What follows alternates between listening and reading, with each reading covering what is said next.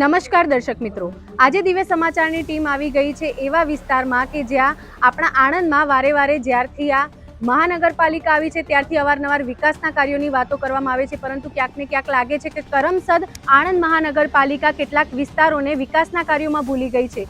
તેવો જ એક વિસ્તાર છે TP10ની કેટલીક એવી સોસાયટીઓ કે જ્યાં વેરો તો લેવામાં આવે છે, પરંતુ છેલ્લા 4 વર્ષથી રહીશો દ્વારા અવારનવાર રજૂઆત કરવામાં આવતી હોવા છતાં પણ તેમની અવગણના કરવામાં આવતી હોય છે।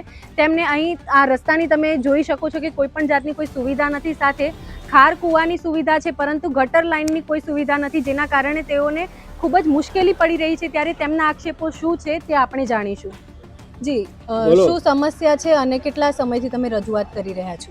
અમારા સનફ્લાવર સોસાયટીમાં હું રહું છું, મહેશભાઈ કિમલાલ ઠાકર। અમે TP10માં આરમ પાટી પટ્ટી સામે પણ છેલ્લા 10 વર્ષથી અમે રહીએ છીએ, પણ અમારે કોઈ આપણે ગટરની વ્યવસ્થા નથી।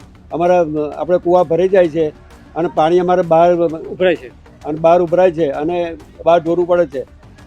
એનાથી સોસાયટીમાં ગંદકી થાય છે, આજુબાજુ સોસાયટીમાં ગંદકી થાય છે અને વારંવાર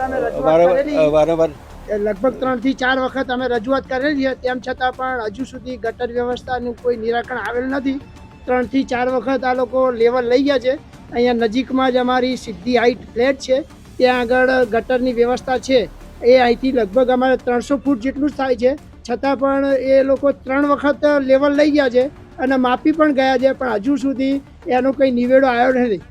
છેલ્લા કેટલા સમયથી તમારા દ્વારા રજૂઆત કરવામાં આવી રહી છે અને શું ખરેખર આ રજૂઆત લેખિતમાં હતી? આપણે 2-1 વર્ષ પહેલા અમે લેખિત રજૂઆત કરેલી છે, પણ હજુ કોઈ એનું કોઈ હમણાં મહાનગરપાલિકામાં કંઈ અમને જવાબ મળ્યો નથી અને કોઈ જવાબ બી આવતું નથી। અમારી આગળ આ સોસાયટીમાં જવાબ બી નથી આવતું કોઈ।